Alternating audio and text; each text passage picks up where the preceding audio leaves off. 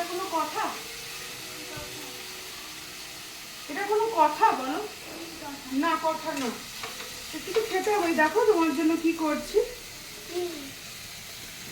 এই যে ফ্রিজে সেই চিকেনটা ছিল, চিকেনটাকে ম্যারিনেট করে নিয়েছি।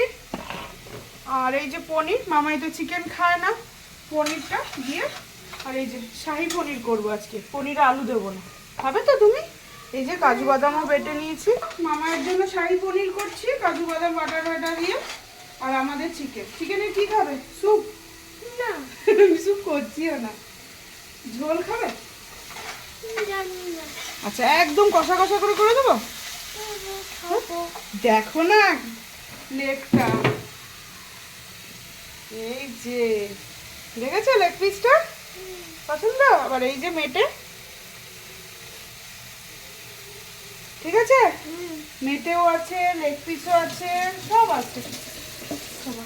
একদম কষা কষা করে করে দিচ্ছি, কেমন? ঠিক আছে তো? আর কি খাবে বলো?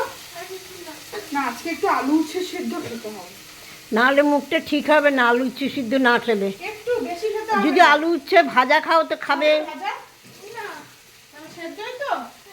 হ্যাঁ, একটু আলু উচ্ছে সেদ্ধ খেতে হবে না, মুখটা পেতো না ওই জন্য। বমি ভাবটা কমেছে এখন? আর বমি বমি পাচ্ছে না তো? তোমার রাত্রির হলেই যত বমি হওয়া হয়, রাত্রির হলেই যত বমি পায়, সব কিছু সকাল পর্যন্ত বমিই করে গেলে। এখন ঠিক লাগছে একটু ওষুধটা দেওয়াতে? তুমি পড়ছিলে? পড়া হয়ে গেছে?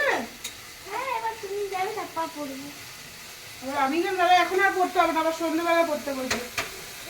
ঠিক আছে, এখন যাও একটু শুয়ে থাকো। একটু পরে মামাই তোমার গা স্পঞ্জ করে দেবে, মাথা ধুয়ে দেবে, গা স্পঞ্জ করে দেবে বলেছে।